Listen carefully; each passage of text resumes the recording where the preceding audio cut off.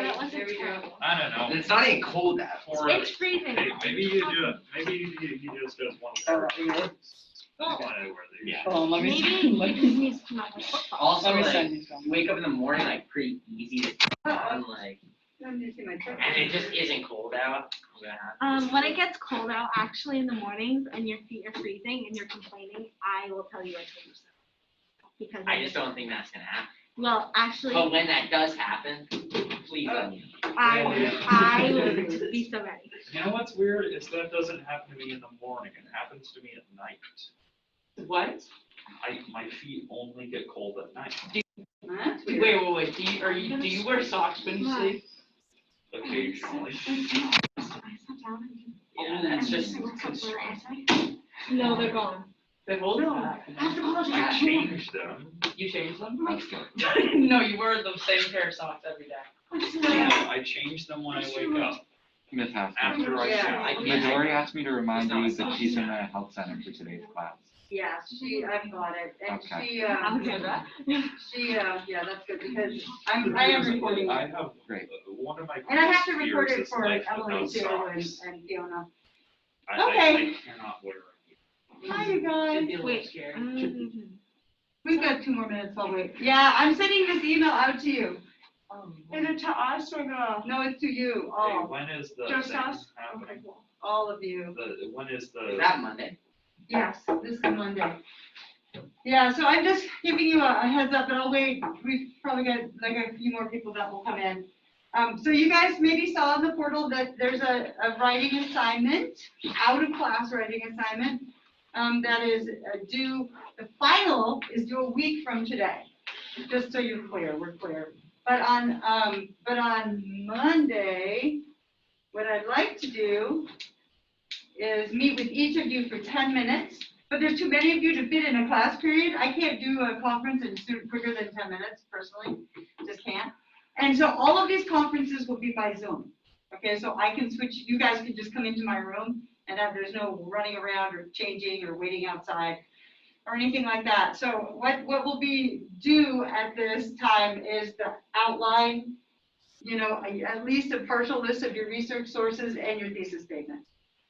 Okay, that's what's due on Monday. And then the whole essay, which is about 1,000 words, it's about, 3 pages, is due on Friday. Right? Okay. And the conference is to help let me give you direction and to make sure that you're off on the right track. So Marion, you tell me, I put you ahead of class time at 8:20. Is that okay? Yes, that's absolutely fine. Okay. I didn't know. The only way I could do this is to, because there's too many of you. So your times will be here. So the only time you need to come into the Zoom meeting with me is for that 10 minutes. You don't need to check in with me besides that. My expectation for those of you who are here at school is that you use that time in the library or wherever is a good place for you to do work on your paper. Okay, so that's class time for you to do work on your paper in the meantime. Is that all good? Wait, so we. But you're not on there, I know. Check it out. I put a few people who I know have art activity. Oh, sick. Okay. Down here, so, because I can't go all in even with the extra half hour. So Fiona and Emily, it's no problem for them to meet at 8 because it's nighttime for them.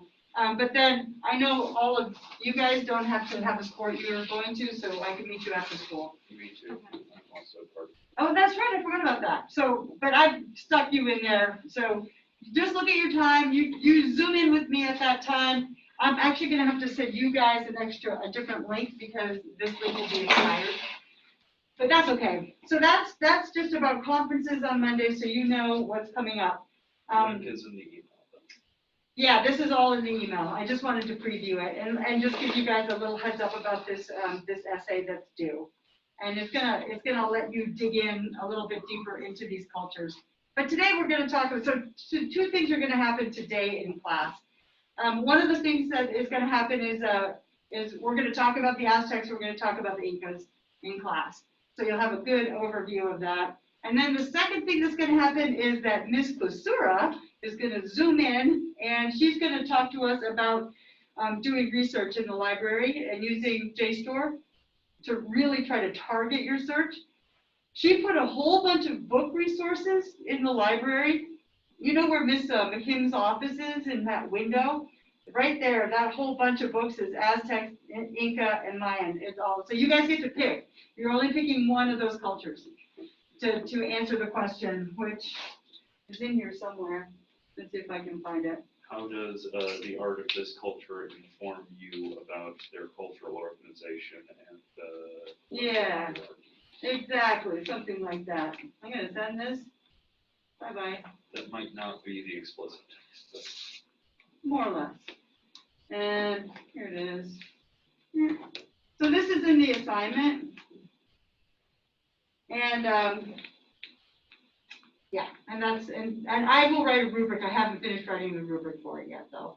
But she's gonna come in at the end of this class to talk about that. I told her that we take a break at 10 after, and then she'll come in at like quarter after and do this demonstration. that's Today, this afternoon. Yeah. Okay. All right. Does anybody have any questions about this? No. Okay. And it's your first bigger writing assignment, but I think you guys are all good for that. So I'm not too worried about it. I'm actually going to scoot this over a little more. There we go. All right, you guys, we're talking about, we're going to start off by talking about the Aztecs. Does anybody know where the Aztec culture epicenter was? Where it is modern day? Really specific place. Where are the Aztecs? Good idea? Yeah, exactly. Mexico City is there. The ruins of the Aztec city, the big city state, the big cultural center, are underneath the Mexico City. The Mexico, the next government that came and conquered, which we'll get to, conquered the Aztecs and built right on top of them, like a real good conqueror would. So it has actually been hard to excavate because there's so much built on top of their culture. Yeah.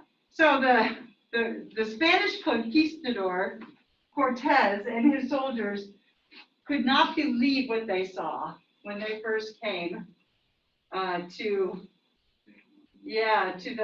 Here, I'm going to show you. This is from a mural. This is from a Diego Rivera mural of the ancient Mexican city. They could not believe what they saw when they came to the Aztec capital. There was this huge city located in the middle of a huge lake, like Lake Texcoco.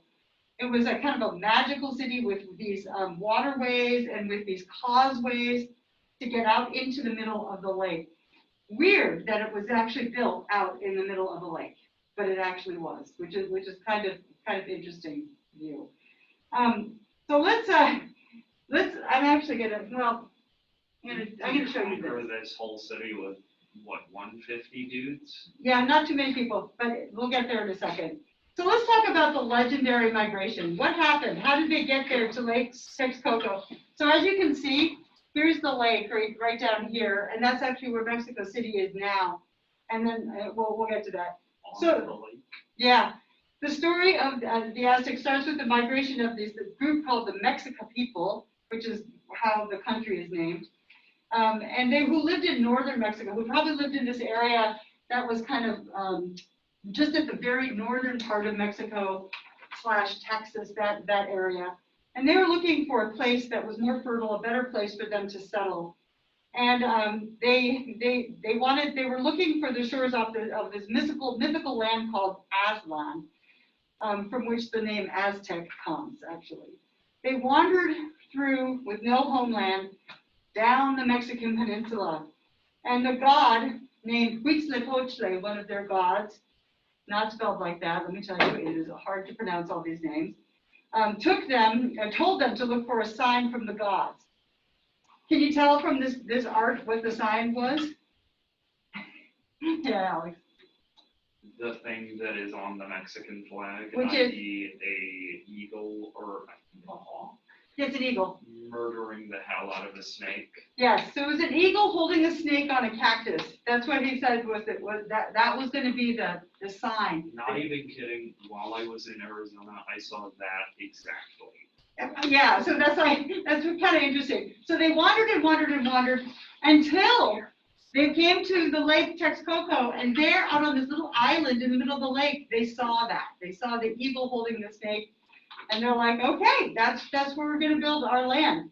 And they did do that. So that's where they built their great city. And the funny thing is, Urban planning? No, we got a snake. no, so what did they do, you guys? How did they do that? How did they build a city on a lake? You know? This is, I believe that the way that they built their fields was essentially by using a large number of sticks and sticking them into the mud, if I remember correctly. It's a shallow lake. So like how they built up St. Petersburg. Yep. A bit. I also think they did some dirt work, like in. They absolutely did. Like in what's the word for it? In Amsterdam. Yeah. Is that the nation or the city? Amsterdam is the city. So yes, they absolutely did. They elevated, they built up these raised dirt-filled areas and expanded the lake slowly but surely. They had roadways, but they also had inland waterways, like we see in other low-lying cities like Venice, or Venice, California even, that have those kind of inland waterways. It was a feat of amazing engineering that included stone buildings, causeways, canals, floating crop fields, and they formed alliances with 2 other nearby nations and expanded their power eventually to be over the entire Mexican peninsula. So the Aztec were hugely powerful, and that's what Cortez and his people came upon when they encountered them. And actually, the next piece I'm going to show you, I'm going to really visit this one super quickly. This one is called the Codex Mendoza, and this was an illustration by the Spanish conquistadors of what the organization of the Aztecs in their land was. So this is a Spanish illustration of Aztec culture, right? Kind of interesting, right? This exists actually in Europe now, and it was made by outside people. You guys, let's zoom into the middle part. Tell me what you notice about it.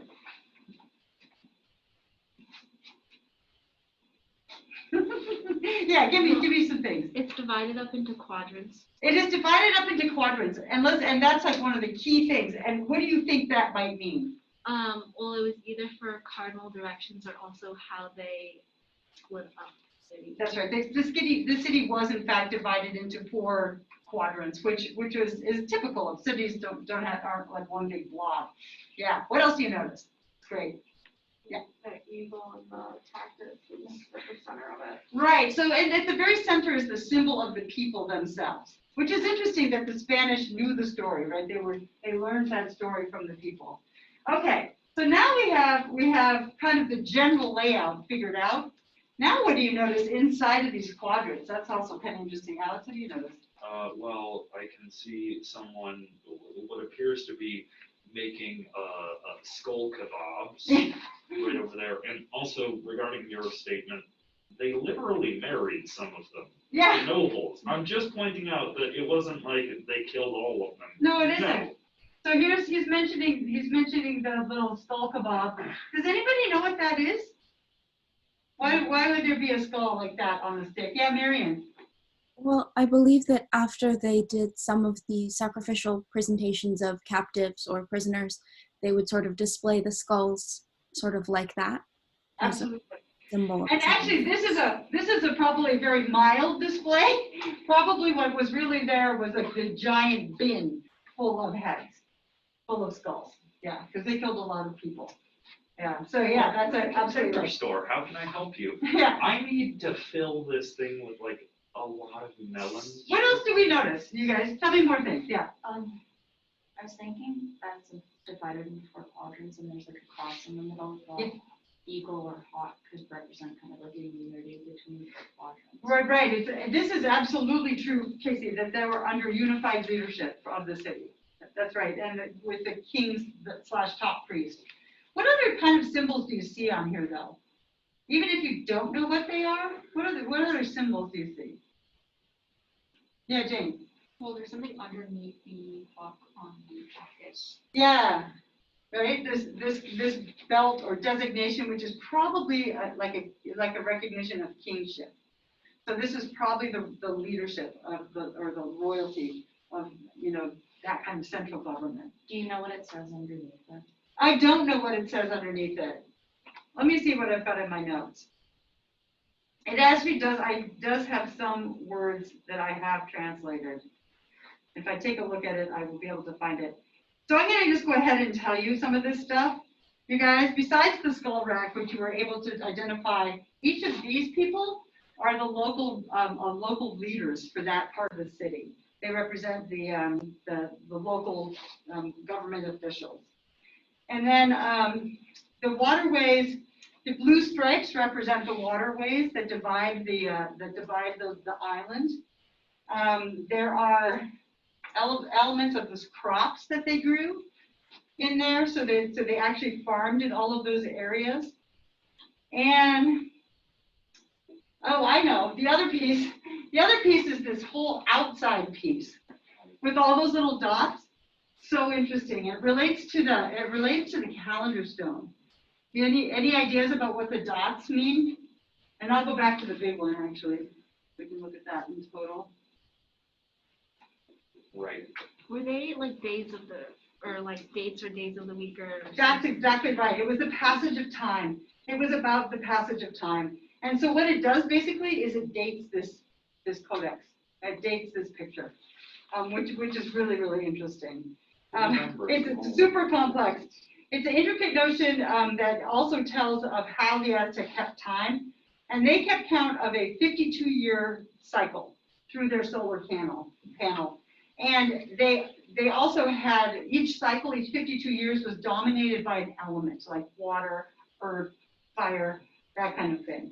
And at which time that kind of a new fire and huge sacrifices had to happen at every 52 years thing. Interestingly, this codex was meant for the Spanish king, but it never made it to Spain. It fell to pirates. Did you read about that? Yeah. Well, I just have a question about Sure. the picture. Why does the left quadrant have like 4 liters while the other 3 have 2 liters? Such a really good question, which I don't know the answer to. I would imagine that this might be the area with the bigger governmental seat. And there's also the one individual who's in the front who looks noticeably different from all of the other individuals. Yeah, I agree with you. Like his coloring is different. This is an indication. This house is the top of the Temple Mayor, which is the central temple in the downtown. So this is the quadrant where the Temple Mayor was. But who knows? Maybe this was the government complex. I don't know the answer to that. So, anyways, this codex. It was made by a Spanish influenced man of Aztec descent. Ah, there we who go. had attained a degree of semi-nobility. Okay, great. That's great. That's good stuff to know. Here's another illustration of what the city looked I like. thought that was absolutely destroyed by waterlogging. The whole thing. The codex, or at least the vast majority of it. I think it was mostly. It's not preserved as well anymore. So you guys, I want to ask you a question now that we've kind of gone through just the origins and where it is. Have any of you been to Mexico City? Nobody in this class. If you go there, you will not see a giant lake that the city is floating in anymore. Does anybody know why? I'm assuming they felt it or pumped it out. Yeah, it has dried out. It has since dried up. So within the last 100 years, it has mostly just kind of dissipated and completely gone away. So the lake is pretty much gone. Mexico. We're going to study another piece of art that's quite a bit later that shows Mexico City with remnants of the lake left in there. All right, I'm going to share this picture of the Temple Mayor and this downtown temple region of the city while I talk to you a little bit about the Aztec society. So once they got there, once they got established, once they got built, they became extremely rich and very powerful. They had a vast bureaucracy that oversaw their whole operation, and it was a very stratified society with the king, kind of a king/priest at the top. And he was assisted by advisors and bureaucrats, and they all had to be of noble birth, so that it was all hereditary. They were the highest class, and they lived in the palaces, and they grew very rich. Next down were nobles that owned land and worked land, and army officers, priests, diplomats, other government officials, so really government top heavy. Next down were the skilled workers, goldsmiths, sculptors, other fine artists, and the long distance trade merchants who traded throughout the whole of Central America. They were equal in rank. These long distance merchants were equal in rank, though the merchants were much richer than the artists. So it's interesting that they occupied the same social strata, but the merchants, of course, were wealthy. It's interesting. The vast majority of the population were commoners, farm workers, laborers, but not slaves. This group of workers had few rights, and they also were conscripted to work in the king's army as well. So that's kind of the basics of the Aztec culture, the kind of hierarchy, what it looks like. Let's talk about the religion really quick. So you guys, quickly, what's the god, what's the system like? What kind of like religion? Or let somebody else talk. Say it again?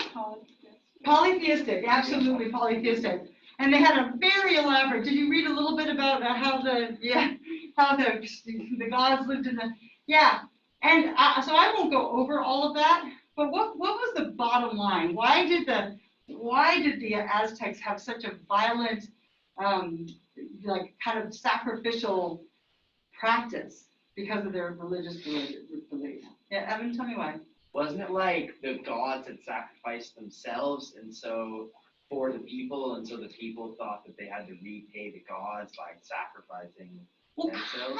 Kind of. They had a particular set of god that they wanted to help out. Which one and why? You don't have to say their name because their names are impossible. Was one of them Quetzalcoatl, yeah, that was one of them for sure. Yeah, so okay, so let me just get you the whole panoply. They every 52 years especially, they did this special fire lighting, which was to sacrifice to help. The one that starts with an H is pronounced Huitzilopochtli. Yeah, Huitzilopochtli, who is the patron saint of the Aztec, and he was the sun god. So God H, sun god. All right, and he's the son of who? Which god? You don't have to say the name. Tell me what they were the god of. Do you remember? No. It's very confusing, but I want to it's pretty simple. So Earth, I think. Yeah, it was Earth. That's right. It was like the literal Earth, as in the thing we are walking on. They believed was a god. Yep. Her name was Kotlikue. Begins with a K. Kotlikue. Oh, I thought it was like COA. Yeah, it was forward to COAT, but yeah, it is C. I'll go C. And she's the Earth god. She was the mother of Huitzilopochtli. Okay. Now, who does he fight? He doesn't fight her. Who does he fight? Yeah. If I remember correctly, either the moon god or the one weird jaguar thing that's sort of like a representation of night. Yeah, it's the moon god. It's totally right. He Her name. literally murders him every night. Yep. Koyoshoki was the moon god, and Koyoshoki and her brother, who are the stars, which I can't remember. So Koyoshoki is the moon, and so Huitzilopochtli had to fight every single night with Koyushokui. Please label that murder. So they fought every single night for what to happen? For the sun to come up, exactly. So every night when they would go to bed and they would be like, oh my God, is he gonna win? You know, they're like, is Huitzilopochtli gonna beat Koyoshoki and rise in the morning?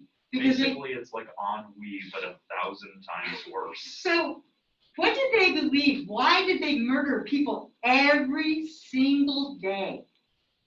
Yeah, go ahead, Alex. Because the sun, rather than being powered by the fusion of hydrogen into helium, in their cosmology, was fueled by, guess what? Blood! That's right. And so with this blood sacrifice, so let's make it like this. I feel like if their culture survived until transfusion, they would have had a much better time with it. So here is their temple. At the bottom are the dead people. They believed that the people would the blood, the sacrifice, would help Huitzilopochtli win the battle. This is pretty simplified, but it kind of makes sense, right?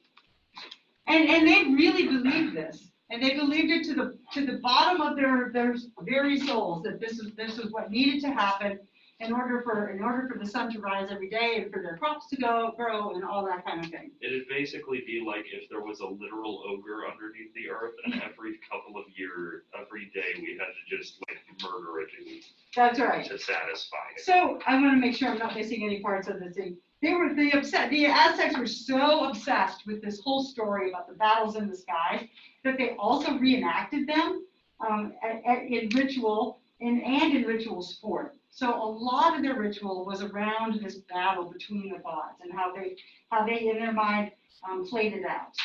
All right, so let's focus on these temples. As you know, Mexico City is built over the top of this area, so these temples no longer exist. Here's a nice recreation, and I'm going to go back to this one.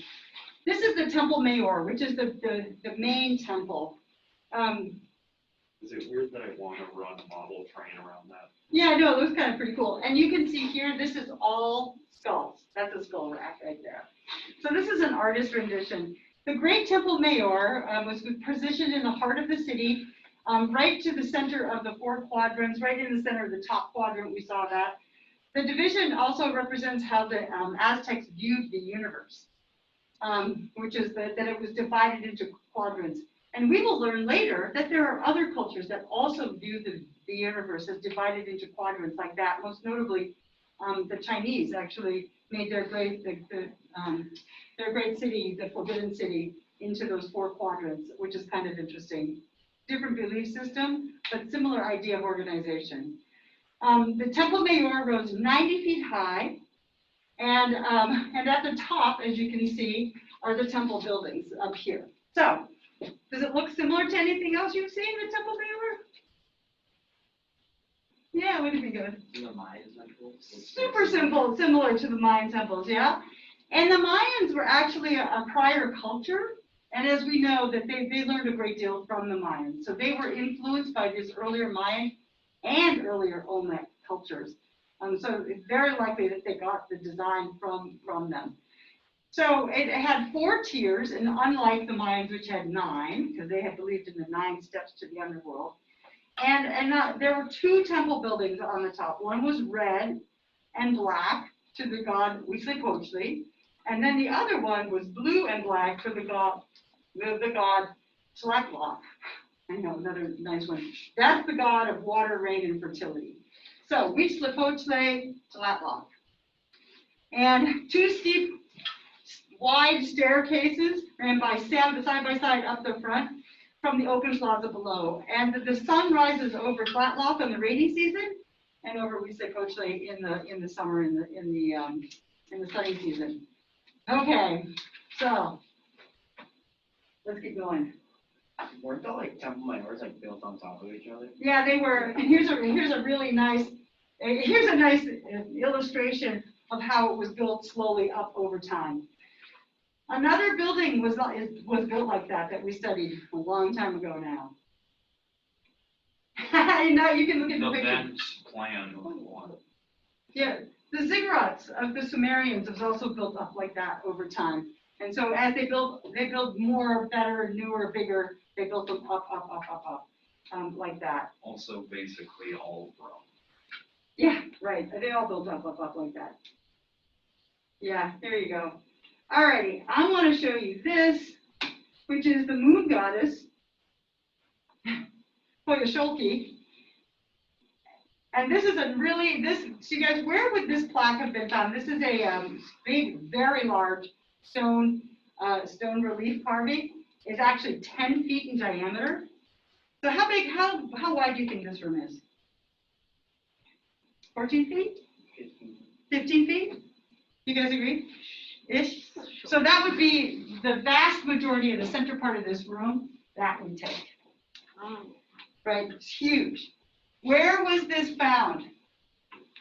It was at the base of the temple. Yes, exactly. So I want you to imagine this scene right here. So that big giant plaque is at the base of the temple. All right, and it shows her in a Koyoshoki in a super particular way. Roger, stop me out. How does it show Koyoshoki? She's broken. That's a really good way to put it, right? She is. Held together by snakes and square knots. She's really broken. So hey, Marion, how does the relief carving tell us about the state of her limbs and head? Yeah. Well, there are different sort of layers of relief that show both sort of the frayed edges of the skin where there's a clear cut, and you can also see sort of in a lower level of relief, you can see the bones jutting out. Ah, that's gross, right? That's great. Thank you. Exactly. See this little, looks like almost like a lace doily or something on the top of her leg and her neck and everything? Yeah, no, that's cut skin. So, you guys, why do they show Konoshoki like this? She's the moon goddess. It might be after the fight. Yes, because what did the Aztecs want? The sun to come out. They always wanted the sun to prevail. So they wanted her, the moon goddess, to fail. And so they show her with her head cut off, her limbs all cut off, on the bottom of the steps. What does that tell us about their sacrificial practices? Probably. Kind of brutal. What did they probably do to the person or persons that they sacrificed? Yeah, Jane. Dismember. That's right. My guess, those people had to walk up all of those stairs, however many there are, to go up 90 feet into the air, where they at the very top were ritually killed and beheaded and dismembered. And I believe that their heart was also cut out of their body as well. Yeah. Did all those things happen before or after their head was cut off? Like, were they dead by the time they were doing all that? That's such a good question. I do not believe so. I believe that first thing that they cut out was the heart. That is unpleasant. That's rough. Yeah. I don't know if it said, but how did they decide who moved that?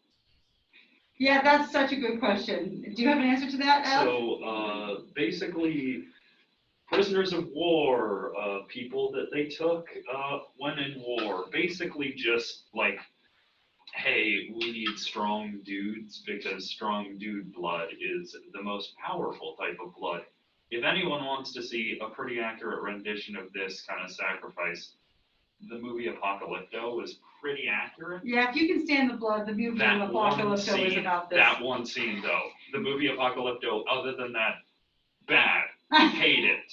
Mel Gibson. Wasn't it Mel Gibson? I thought so. Yeah. Yeah. Okay, but yes, but that is all accurate. So, and he's right too. It was people they conquered. So it wasn't. They didn't use their own people. I don't think if they could at all help it. But they did conquer a very big territory, and anybody who didn't fall to their, who didn't agree to their rule was pretty much done. And they believe. So you think about it. At least 365 people were sacrificed every year, plus extras on the special days. Right? So it was a lot. And they all wanted to end up like this. Okay, before I leave this, you guys, really quickly, formally, we've already talked about the Mayan sculpture. Do you see any relation to the way that the Mayans and the Aztecs carved the human form formally? Jane, I'll let you start and then we'll work around. Well, I was gonna talk about the room itself, Yeah, how there's like a difference, there's both high and. right. We definitely see a couple layers, a little bit like Mary was saying too, where we've got the body parts up higher and parts that are a little lower, like the bones or these parts down here, which I think might be blood. Yeah, Casey and then Kaylee and Where on her joints, like her elbow and her knees? yeah, what are her? That's a great Are question. those skulls or? Well, there's a lot of faces. Yeah. Like they use like, even though her actual face is at the top, there's a lot of Well, what kind of faces are they? monstrous. Kind of more skullish. Yeah, like she's already a killer, right? She's killing. She's looking for sacrifices to make herself stronger too. So the snakes and the skulls have to do with her own strength. Yeah. What I describe as sort of Art Deco, kind of, in as much as it's this combination of very geometrical, schematized, and also this very Baroque level of decoration. Yeah, it's very decorative. Yeah. Let's keep going with that. Do you get the medicine? Say that again? Skulls, and like, sorry, I didn't think, I remember writing my notes about how in one picture of like the earth goddess, she, like, they were her knees Yeah. instead, which was like interesting. So it was kind of, I think that was my question for today, was like the significance of the skulls and. Your knees on the video? Yeah. Are you talking about this sculpture? This is Potlicu. No, it was the one of her giving birth This and one. drinking her own blood. This one? No. No, she was giving birth. Oh, I might not have that one. It was in the textbook. Ah, okay. I don't think I have that one on there. Yeah, right? And so this idea of sacrifice, the skulls being a source of power. Style-wise, does it look similar-ish? Yeah, Haley. I mean, I feel like there are a lot of geometric motifs. Yeah. But that's salted, rounded, and it's that kind of high relief with the lower relief on there. So yeah, absolutely. That's why I said Art Deco. Yeah, and I agree with you. It has kind of similarities to Later that. Mexican architects, I think that, what's his name, that Mexican communist fella? Rivera, I think he used that sort of Art Deco-ish style. I don't know. All right, I'm gonna take one more peek at this one. This is the Earth Goddess. You guys, how is she shown? She's the mother of the warring ones, by the Built way. like a brick outhouse. Yeah, Marion. Well, I was sort of going to say what Alex said, in that she looks very sort of firm and strong. And even though she has, I believe, been decapitated in this image, she doesn't exactly look like someone who it would be easy to attack. Right. Where's the head is my question. Yeah, let's talk about her head. Mary, go ahead and keep going with that. Talk about her head. Well, she doesn't have a head, but from where her head would be, they have sort of two serpents that have erupted from her neck and sort of forming a shape. Exactly. So the way that the serpents have come up out of her neck and combined together, they create this face, right? By using the serpents facing the two eyes of the serpents, it creates a faux head. I assume she was. What's her decoration on her necklace? Hands. Hands. What else? Hearts. Hearts. Ooh. And then of course the always present skulls. And then of course she has this. Her feet are interesting. Like what kind of feet? Jaguar. Like jaguar, yeah. Which we haven't seen too many of those, but that is definitely a big thing for ancient Central American sculpture. And then of course the snakes too. You guys, I hate to rush, but I'm going to keep us going because I want to make sure we can. I'm going to stop really quickly in here to the calendar stones, which is also. Actually, I'm going to search so you can see how big it is. It's pretty big. Is that Georges Clemenceau? I have no idea who that is. That looks like Georges Clemenceau. No. No one? No Super, one? super exciting. So Granted, everyone with that mustache to me looks like Georges Clemenceau. So this is the Aztec calendar stone, which is very famous. It is 12 feet in diameter, weighs 25 tons, and it was also excavated from this site. The stone represents what the Aztecs thought were the different ages of the world. And so the four large symbols represent each of these ages of suns, and we're also linked to the four different elements of the earth. And so that would have been these four kind of cardinal directions, or these four areas. The center was a sun god named Tonatiuh, and it represents the present age, whatever age you were in at the time. And it records the origin of the world. And around him are the four panels representing the other ages: the jaguar, the wind god, the rain god, and the water goddess. And rain god / water goddess, and the earth god. And each predicts that the death of that era would happen in a cataclysmic event around their power. So fire, earthquake, floods, that kind of thing. I guess jaguar would be animal attack? I don't know. So I actually know this one. In the age of the jaguar, it literally rained friggin' jaguars. I'm not even kidding. Like, they had like tons and tons of failed Earths where they got the wrong person to be the main god. It's interesting. And Yeah. so there were like Earths where like it rained jaguars. Around the outside, you guys are 20 symbols, one for each day of the Aztec month. And that's the name of the calendar stone. Beyond that are the rays of the sun that point into the four directions, which was the way they thought the cosmos was organized, the way that they organized their city. 24 months. Yeah. Yep. And they also have, there's some symbols of the date of the stone, which dates it to the ruler, which is Moctezuma. Have you guys heard of Moctezuma? Yeah, it's a different, slightly different pronunciation, but Montezuma. Yeah, and Montezuma, of course, was the ruler that Cortez found and then eventually conquered. That's right. Okay, so the last piece I'm going to show you is this.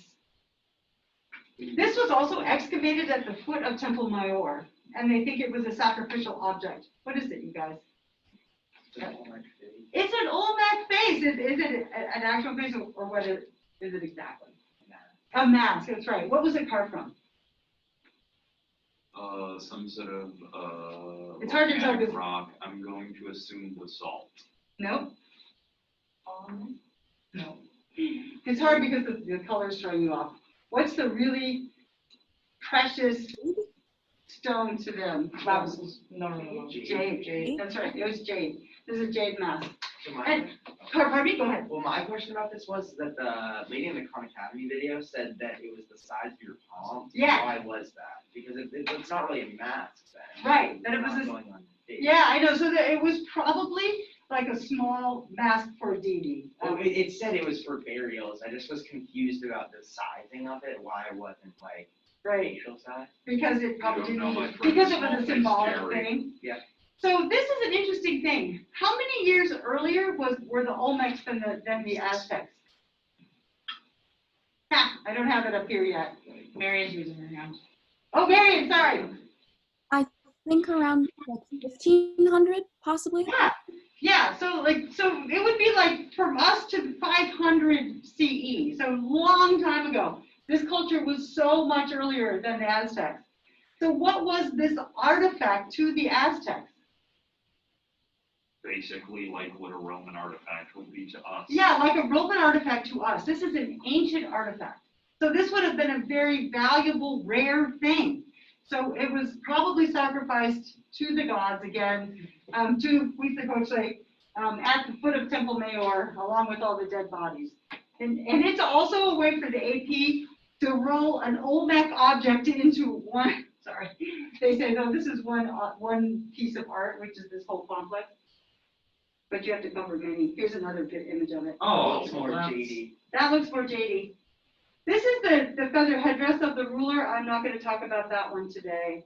And we're going to go here. We're going to go south. Where are we? The Andes. Yes. Why did I say that in a German? Oh no, I'm Argentinian, Oh, yeah. quote This is, unquote. so this is the Andes, and where in the world are the Andes? In modern day where? Peru, that's right, Peru, in South America. So we're just going south now, to South America. So by the 1600s, so we have really moved forward in time now. So this is a much later culture. In the Inca Empire was one of the largest states in the world. And let me go down here to show it to you. And this also gives, we're going back to this one. It was all up and down the coast. So it's kind of an interesting slice of land where they've got ocean on one side and they're completely hemmed in by the great Andes Mountains on the other side. So it's this valley between the mountains and the sea, which is kind of interesting. Alex, They are the, fun fact, they were in fact the only ever recorded necrocracy, which is a civilization ruled by the dead. Right, they did very much honor their dead, so much that they allowed them to have power, which is kind of interesting. We'll get to that in a second. So it also reached all the way down into Argentina, speaking of. The Incas, like the Aztecs, rose very quickly, and they also fell very quickly to the European explorers. You guys, in the end, how did the Aztecs fall? To, yeah, guns. Yeah, they had guns. Yeah, but like Alex said, they intermarried. Yeah, they also died from their lack of resistance to European disease. Also, they intermarried, like. They did. They just, Again, this culture, like the Aztecs, divided their lands into 4 quarters. They called themselves the land of 4 quarters. Their capital was, let's go here, here's a map. Their capital was Cusco, which most people don't think of Cusco as the capital, but it was a little bit closer to the coast. The word Inca refers to both the king and the people. They did not have a written language, but they had a sophisticated method of accounting, which had to do with knots and all of that kind of thing. basically, a dude would remember what a knot meant. That's right. So like a memory holder. Other Okay, let's go to this one. Tell me some of the achievements that the Incas did, and what kind of empire they were. Could they relate to anybody else? I was going to try to see if somebody else has an idea first, and then I'll come back to you. I promise. Tell me about the Incas. This is some pictures of their of remains of their empire. Does it look familiar? What am I showing you? Yeah, roads. Yeah, who else built roads? The Romans. What else did the Incas build? Yeah, they built cities. They built bridges. They built a whole lot of infrastructure. Why did they do that? They had a vast empire. They did. Like the Romans, they had a vast empire. And like the Romans, they also did something to kind of get the people to agree to be ruled by them. Because when you get to be too big, your army can't control everybody. So what do? What is it that some militaristic societies do in order to be able to get people to kind of fall in line? They're conquered people. Yeah. Like provinces, self-government. Yeah, self-government of the provinces. That was huge. They got the leaders to agree to rule for them. And with that cooperation, they could keep their people in line because they knew their people. What was the alternative if they didn't agree? And they would have to conquer it. Yeah, if they didn't agree, if they didn't fall into line, they were going to kill them. And so they mostly agreed. And so they brought infrastructure, but just like the Romans, the infrastructure was there mostly to serve the power structure. So if you're starting to hear a kind of a theme, good, you should be. So the capital city of Cusco, amazing collection of stone structures. I'm going to get there. Let's go look at that. Here's one of the bridges. Not quite like a Roman bridge. Much more scary. You know, like, I don't know if I'd go across that. Yeah. Yeah, all right. So this is their building, their building style. And it's so interesting. There's this amazing collection of stone structures, and it's a showcase of Indian Inca masonry, which has survived many earthquakes, because this is an earthquake-prone area. You guys, what do they call this? The way they kind of carve these.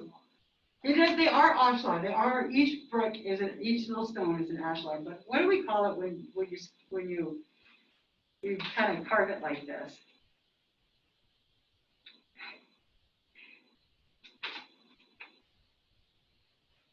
Yeah.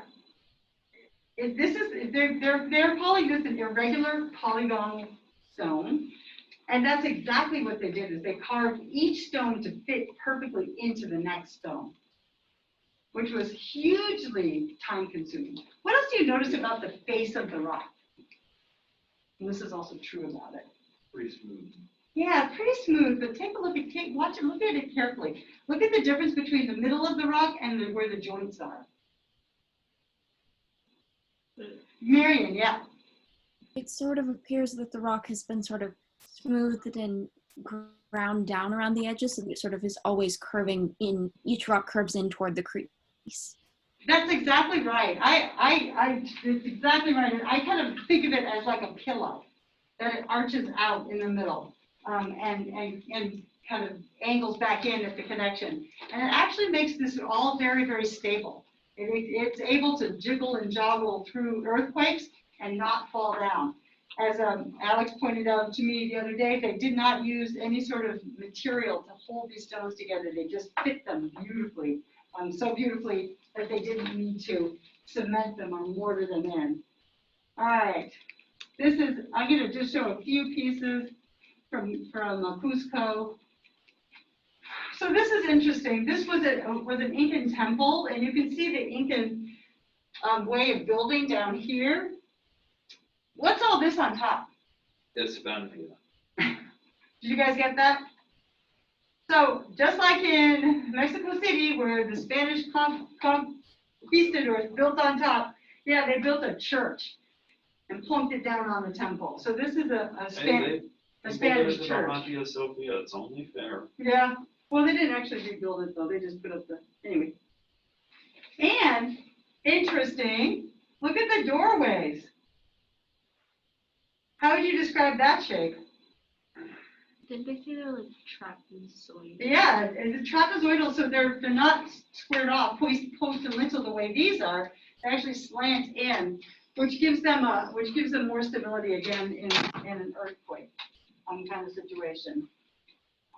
All right, I am gonna go 10 more minutes. Incidentally, they lived in giant mountains that are so difficult to breathe in, people literally have to bring oxygen sometimes. And the area was prone to earthquakes. So you guys, I'm gonna go back here really quickly. So this shrine, were you amazed when you read about it? Did you read about it a little bit? And what was in there? Before they built the church on top of it, they called it the Golden Shrine. And you can imagine why the Spanish wanted to get rid of it. And inside, it was covered with gold, filled with golden artifacts. And of course, the Spanish looked at it and said, oh my God, we found, the very treasure of, the riches of the Americas. And of course, they looted it all. But why gold? What was important about gold? Gold was significant to the Incas. Well, I read is that the outside had a lot like a gold finish or something on it. It had like gold plate over it. Yeah. Gold, And like the sun shone on it would gleam. I don't know if that was. So why the gold? Gold was significant to them. Everything gold. There's so much gold, yeah. To suggest that something had to do with the sun. Absolutely. Their primary deity was the sun. Makes sense. And who was the king to the sun? I'm leading you. His son. His son. The king was believed to be his son. And there we go back to this idea of the ancient. So his dead father, the actual son, was believed to have the power, but then the next son would then become the next sun god. So the gold was really important, golden color, everything gold. Corn, they made beer, all of these drinks that were golden, all these foods that were golden, all these objects that were golden were all symbolic of the king and all symbolic of the sun. So it all had to do with the king's power and the king's kind of legacy. Incidentally, their beer was pretty good. Really, I've never had Incan beer. I So- haven't had it either. This is I actually just a read gorgeous some little reports. object that was found was found in the site. What is it? Like a replica corn made out of like gold and silver alloy. Yeah, they call it a maize cob. So maize, of course, is another word for corn. And so this is an example Actually, the right of an artifact that could have been found inside of the temple, which is so interesting. So this is silver and with a bit of gold that's still left on it. How was it created, you guys? This is a technical thing. How did they make the texture? Electroplated. I'm assuming they hammered it. Yeah, the hammering. How would they hammer something like this? So it's not solid. Yeah. So how would they hammer it? How would you get these little bumps of the corn? From the inside. Good job. Great. You ready for the word?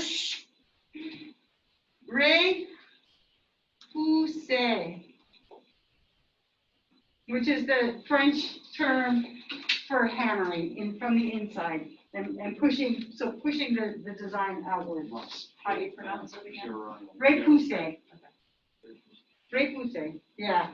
Yep, so that was a huge thing. Now, here's another great wall. Now we're gonna go here. Where are we? Machu Picchu, another place I have never been that I really want to go.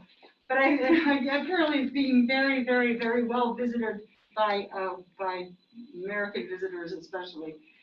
So how far away, well, what was Machu Picchu? Exactly. Wasn't it? Go ahead. It was a place for the king to bring guests and family for special occasions and like a vacation spot for them. In Miami. It's like a little vacation spot for the king, like maybe his summer palace, so his vacation palace. And as you can see, it's huge, so it's not exactly just for him. The whole court would move. So there's some other cultures we see that have those kind of summer palaces or palaces outside of the main city. Give me some other ones. Greek? Say that again? Is it the Greeks? Romans.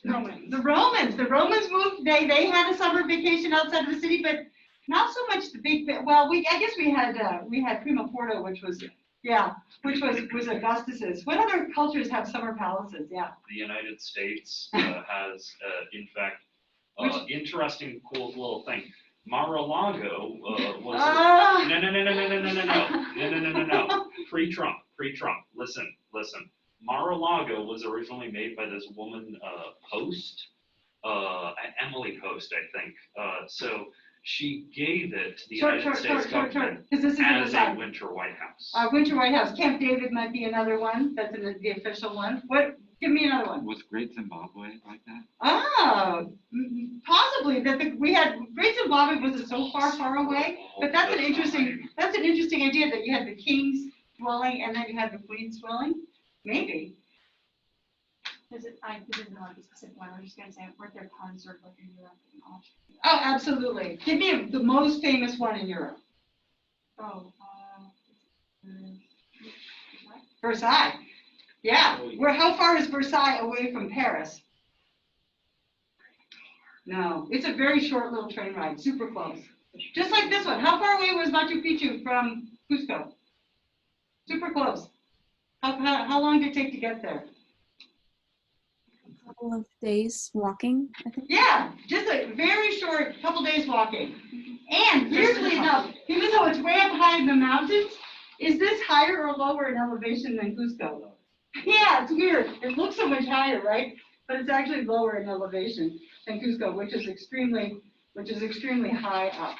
So there's another culture too, which I didn't know as much either, but later Chinese royalty also had summer palaces that were not that far from the main the main palace either. I think, So this is pretty typical. Japan did it as well. Yeah, a lot of rulers do this. And they want to be able to Peter bring, the Great. they want to bring all of their court with them. Why would they want to bring their court with them? Because, man, wouldn't you like get away from those people? Why bring the court? Okay, Alex.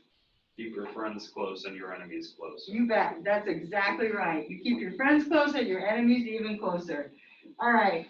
So, and this was a great kind of summer retreat for the king and his court, but it also had another really kind of cool function which had to do with religion and a little bit with science, which was what?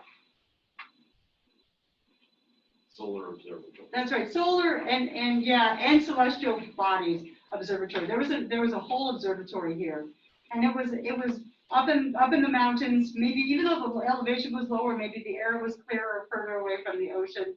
But they were absolutely able to view the stars and the sun. Their eyes. Yeah, and they did, and that was a really important thing for them. They also had people who lived there year round to tend to the property and all of that. You guys, I'm not going to talk to you about there's so many cool pictures. You should flip through the slideshow about some of the artifacts that come from Machu Picchu, like this little silver llama and this tunic. But I expect that if you're choosing to write about the Inca, you would want to use those as pieces of artifacts that you would talk about. This one in particular is significant. All right, so I'm going to go ahead and pause, let you all take a break, and I'm going to give you a good break for 7 minutes, but be in your seats at 15 for Ms. Kosora, okay? All right, go get a drink of water, Miriam. We'll be back.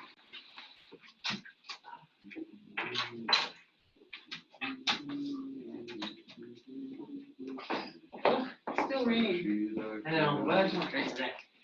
Hot. It's better than snow though. That's true.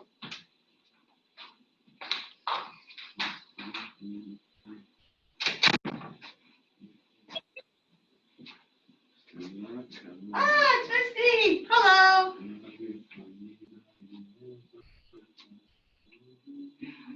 I just let everybody go on break, and as you can see, you're with Marion, who I think went to get a drink of water too. Sure, no problem. So we'll chill out, but I pushed myself to get done on time so they could have a little breather before we talk to you, and they're excited to hear about how to do this JSTOR work. Where's the music performance happening? Oh, sure. You are assigned to a particular concert, either the first or the second, 5:15 or 6:15, and it is in Flip. Good. And that's tonight. Are we like, are we gonna like take attendance?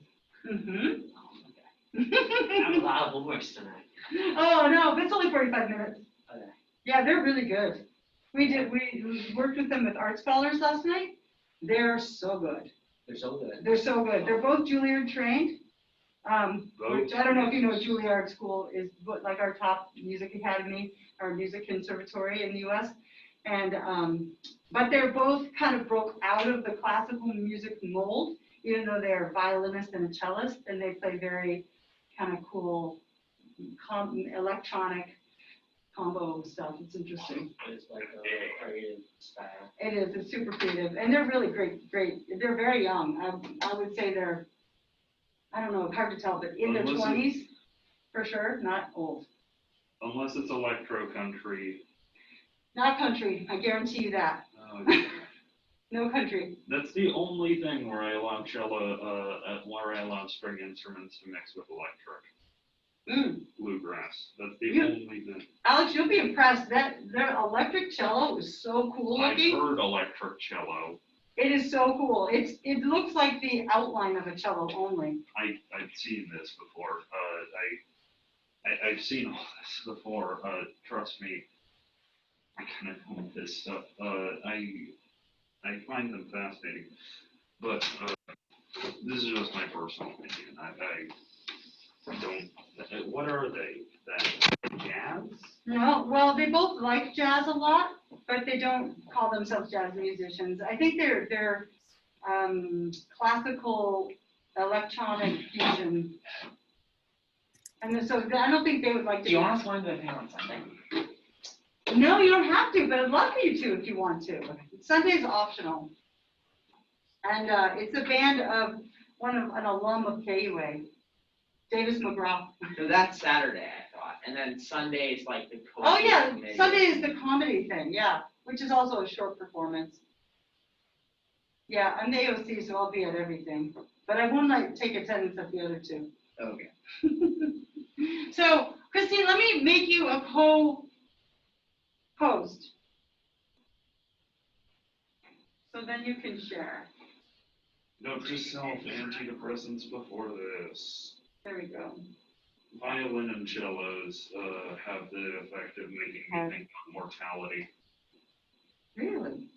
Why? I had my first conception of death when I was in the middle of a bluegrass concert. Why? Well, I was thinking about mortality generally, then I realized that evidence was against there being God, benevolent or otherwise, so I just was pondering my own mortality while listening to the music and just felt this tremendous existential. And so it was just a random association that you happened to be at this concert at the same time? Or was it brought on by the music? A little bit of both. Anyhow. Point being is, I'm going to probably need some Space? good stuff. So you can sit in the back if you want. If you need to get up and take a break or something like that. That's why I only listen to classical. Well, they're classically trained and Classically trained, is it very, that and mostly upbeat classical, some swing. You should see my collection. I only heard them play one piece last night, so I don't think I could characterize their entire. There's sort of violent downbeat. I like Janacek. Have you listened to any Janacek? No, but I have to say, these guys seem upbeatish to me. Come over, while you're AOC, I can bring out my record player and play you some of my stuff. Nice. Well, I've spent a great deal of time in the dining hall. Checking people in, etc.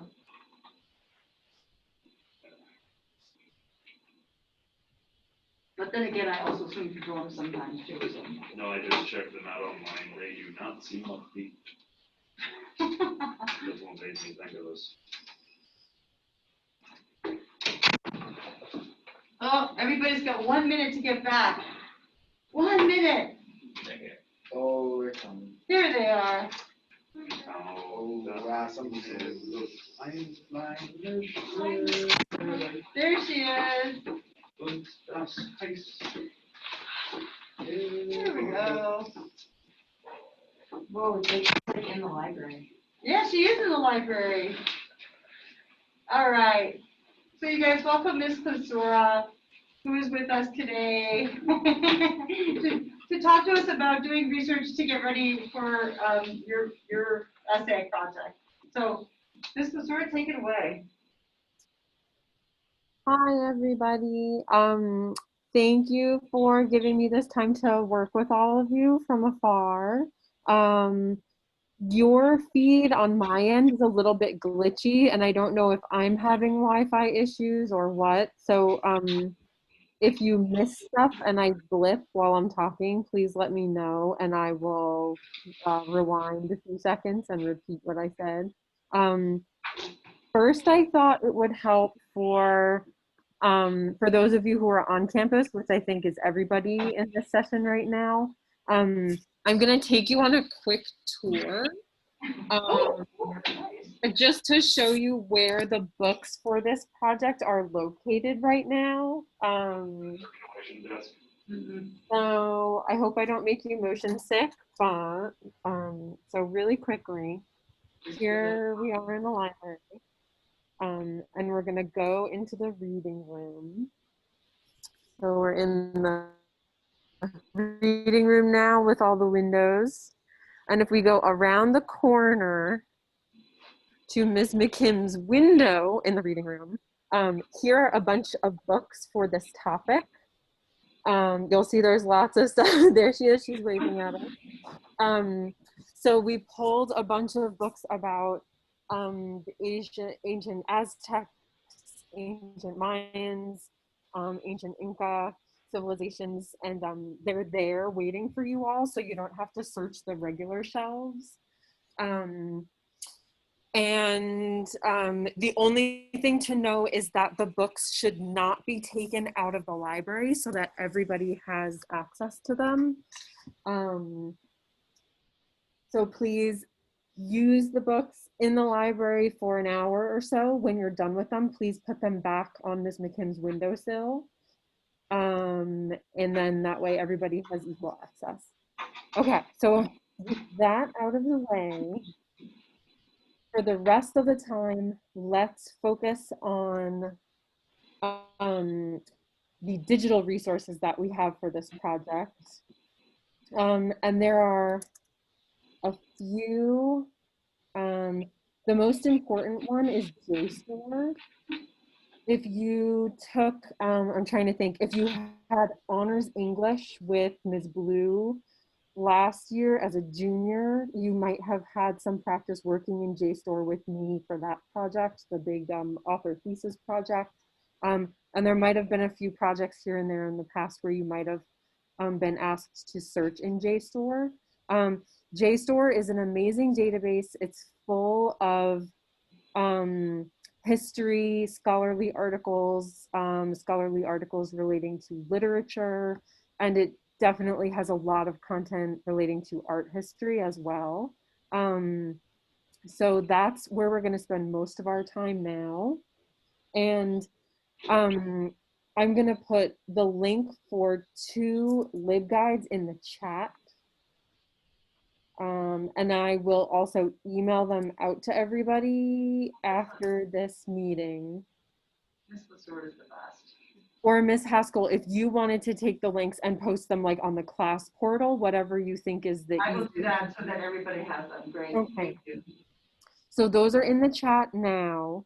The first one is a little bit more utilitarian. It is basically just the list of passwords so that you can get to the databases whenever you are off campus. So if you're a day student or if you are in distance learning right now, that actually reminds me, Ms. Haskell, did you want to record this for the distance learners to refer to It's being later? recorded. Yeah, we're good. Because we also, Okay, perfect. yeah, Okay. they had a little bit of a break too in the recording. It's just been recording. Yeah. Okay, perfect. So on this LibGuide, this is one of the 2 links that you'll find on the portal now. The first one is basically just a list of usernames and passwords. And you'll see here's the one, they go alphabetically by the journal's name, by the database's name. So here's the stuff for JSTOR. You may or may not be asked to log in when you go to JSTOR. If you're on campus and you use a VPN, you might be asked to log in because it uses the IP address to tell whether or not you're on our campus. So if you're using a VPN, obviously it will think you're elsewhere. So if you do get asked to log in, use this information. Okay, so now that that's out of the way, if we take a look at the assignment, I wanted to go kind of through my thought process if I were doing this project. We have kind of the framework for the assignment. We take an example of architecture, an example of a visual art piece, and we look at those objects through the lens of what does it tell us about how religion was practiced or religious beliefs in that society, and what does it tell us about the political structures of that society. So kind of looking at this object in that lens. So I chose 2 examples. From architecture, I chose the Templo Mayor in the Aztec society. and I chose, I'm gonna try it. Hold on, I looked it up beforehand. The Koyo Shaoki. Kojo Shaoki. I Yeah, think is good how you job. pronounce So it. hard. Yay, okay, perfect. I did well. Okay, so this is the example of a visual piece that I chose. And now I have those two objects or things. And my research question, this is what's going to kind of frame all of my information searching. My research question is here as an example. So what do the Kojal Shaoqi stone or monolith and the Templo Mayor reveal about Aztec religious beliefs and structures of political power? So kind of, it's a little bit of a fill in the blank because we're all being asked to address a very similar research question just through different objects. And then when it comes time to search in a database like JSTOR, so JSTOR as a database, it contains like thousands and thousands of journal articles on many, many different topics. And you could start out a little bit more simply and just search like Kojo Shaoqi, monolith, or stone. So start with something a little bit more simple and see what you get. And in this case, we're not getting like a fire hose worth of articles. 132 is pretty manageable in my opinion. But if you wanted to, we could kind of drill down a little bit more using some different keywords. So if I were going to boil down my research question, what do these two things, the temple and the stone, reveal about Aztec religious beliefs and structures of political power? What keywords do you guys think would be the ones to kind of like pick out of this research question and use in the actual database search? Go for it. Religion. Religion. Aztec. Okay. Say it again, Roger. What else? Aztec. Yeah. Aztec, definitely. Political power. Political power. Any others? Could sort of move some words around and look up power structure or Structure, for sure. And then two very obvious ones would be the names, the kind of proper nouns of the architectural example and the visual example themselves. So we would do and Temple Mayor.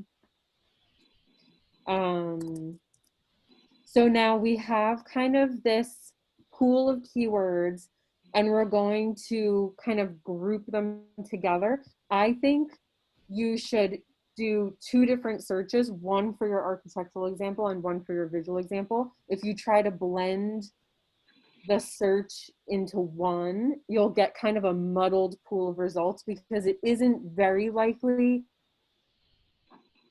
that a scholar would be analyzing both in the context of this question.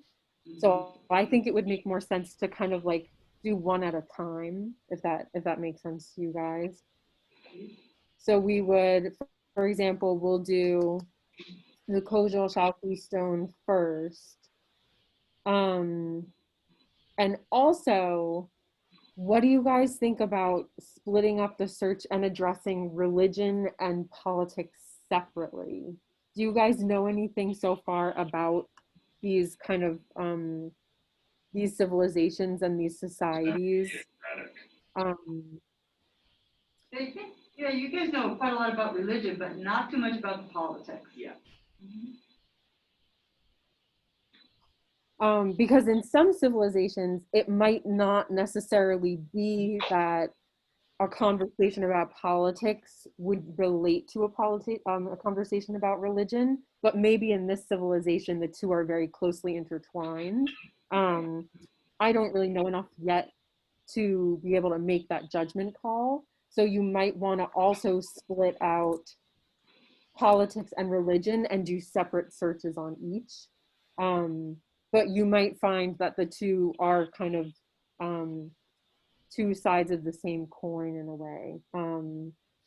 So we would do power, structure, religion or politics, that sort of thing. So I'm gonna just put in an example. These are our key concepts that you guys helped me boil my question down into. So I'm gonna do Koyo Shauki, and let's look at it and as an advanced search because it kind of visually breaks down these different elements. So if we do, okay, Koyo Shauki and stone or monolith. Sometimes you see it called one or the other. So I would want to use both just to make sure we're getting everything.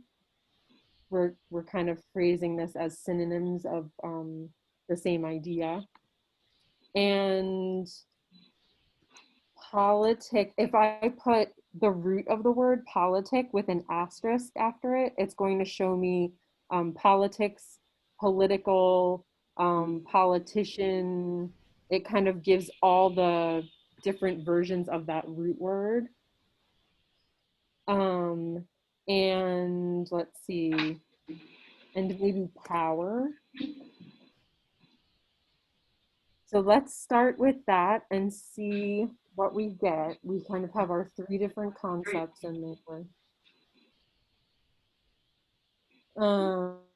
And we went from about 130 articles when we just searched Koyo Shauki stone. We got about 130, and now we have 78. So it did filter out some stuff because we told the database only show it to me if it uses this idea and this idea of politics and power. So you'll kind of scroll through, you'll see the database gives you these little snippets, these kind of quick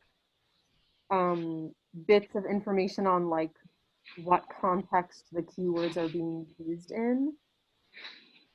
And this one, by reading this quick little synopsis or the snapshot, I feel like this might give me something to work with. I can see it talks about politics. And it also talks about the structure of the seasons. And the title also sounds pretty snazzy. Decapitated Lunar Goddesses in Aztec Art, Myth, and Ritual. So here's an article. You can see that JSTOR gives us the abstract. And you've probably talked about the idea of an abstract previously, maybe in science class or history. The abstract is just like a little paragraph at the beginning of the article. Usually the author writes it and it gives a quick synopsis of like, here's the topic, here's what I'm looking at, here's some of the proof that I use, and here's my conclusion. So it's like a really quick way of seeing, is this relevant? And if you're not hitting on your key ideas in the abstract, it's probably not going to be worth it. Like you only have a 3-page essay to write. So you're going to want stuff that's like right on target so you don't have to really waste your time scrolling through lots of other sources.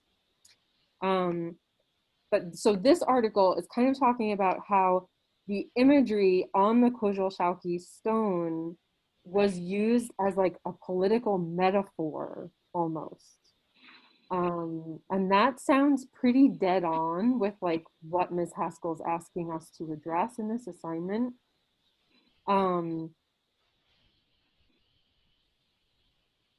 So she's a goddess connected with lunar eclipses. I don't know if you guys can read this, it's a little small.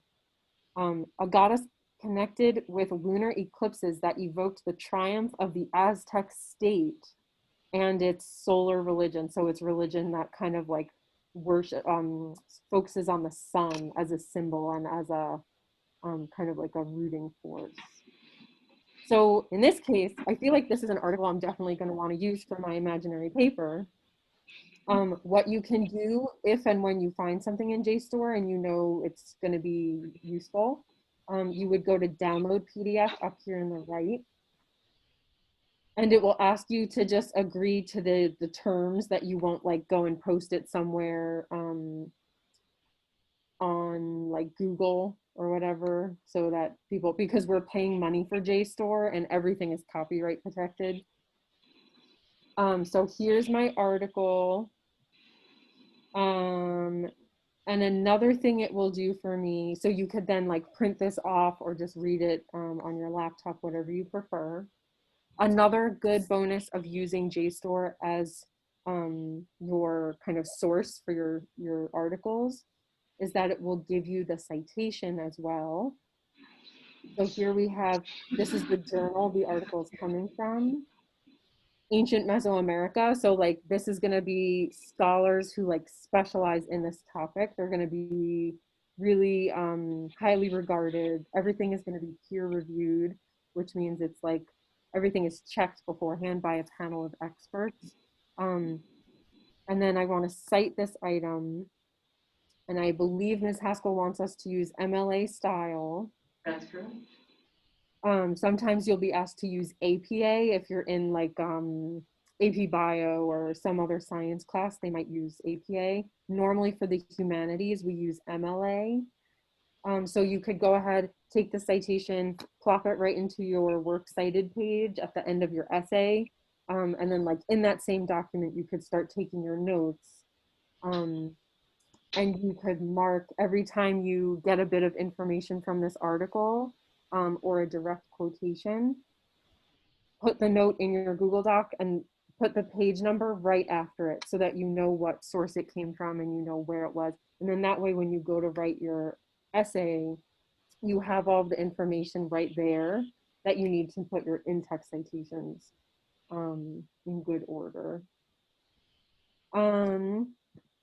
So were you guys able to follow along as we did a search? Did anything come up for you guys on? Some of you guys are looking. No. Kitsy's looking. Yeah. Yeah. Are you able to find stuff?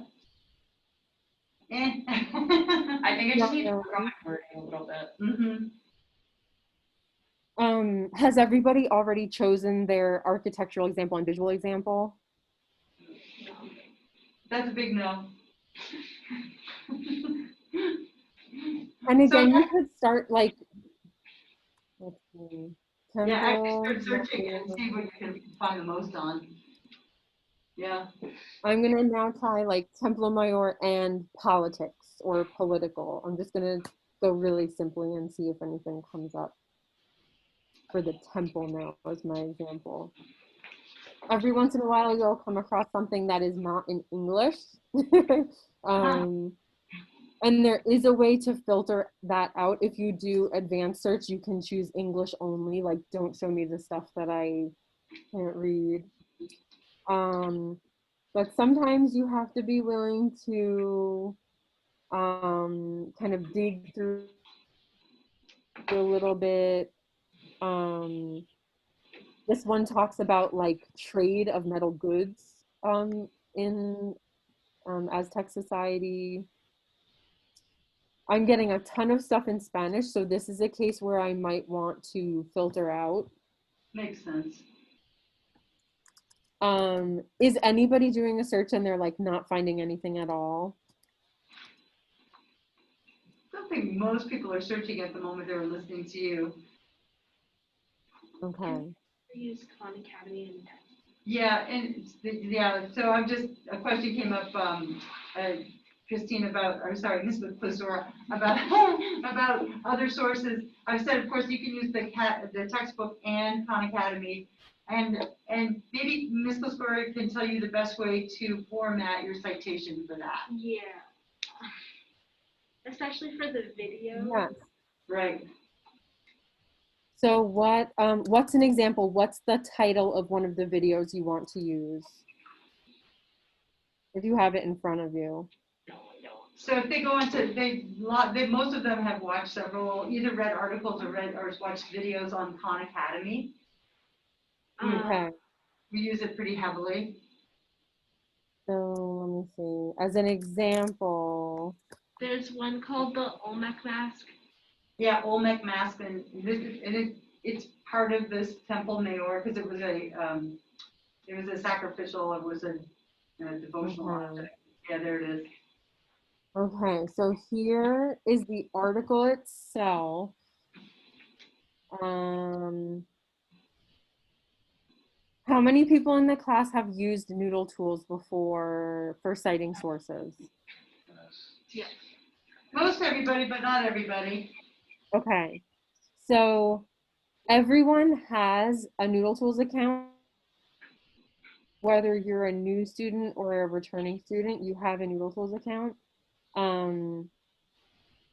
You can also just use EasyBib. But we can, if I had more time, I could explain some of the pitfalls with EasyBib. Let's see. But Noodle Tools is another paid account, right, that we have access to? Yeah, we pay for Noodle Tools. On the art history libguide that we sent you, that you have the link for on the portal, you'll see there's a link for Noodle Tools here under citing sources. And the login information for it is in the password libguide. If you go under Noodle Tools, oh, I need to update. So the password now is Wildcat. So it's just your KUA username, and then the password is Wildcat for everyone. And just for an example, you would open up any project. The key is to make sure that you have chosen MLA style when you've created the new project. And then you go under the sources tab up in the top. You would create a new citation for a new source. And if I want to cite, for example, this article on Khan Academy about the Olmec stone mask, first Noodle Tools asks me, where is it? Where is the thing that you're looking at? So what would I say in this case? Website online. It's a website for sure. It's not a database. If you were doing JSTOR and making the citation from scratch, you would choose a database. But because JSTOR gives us the citation, we don't really have to go through these steps. So for Khan Academy, it's a website. And what is it? What type of a source? Education. Education, but a little bit more generally, just in terms of like the format of the source. Someone mentioned earlier that they got a video from Khan Academy, and in that case,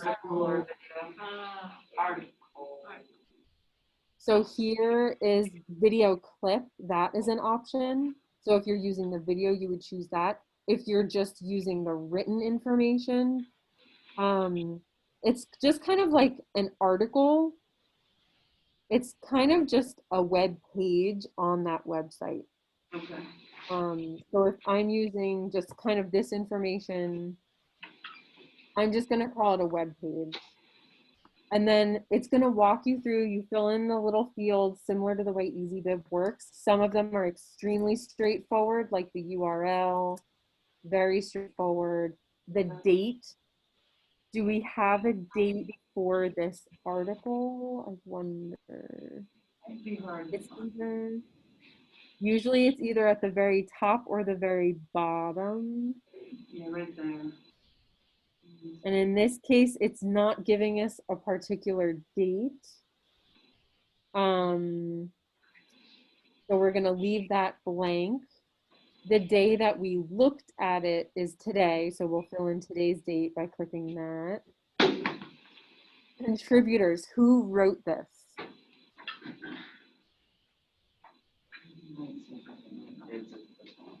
Yeah.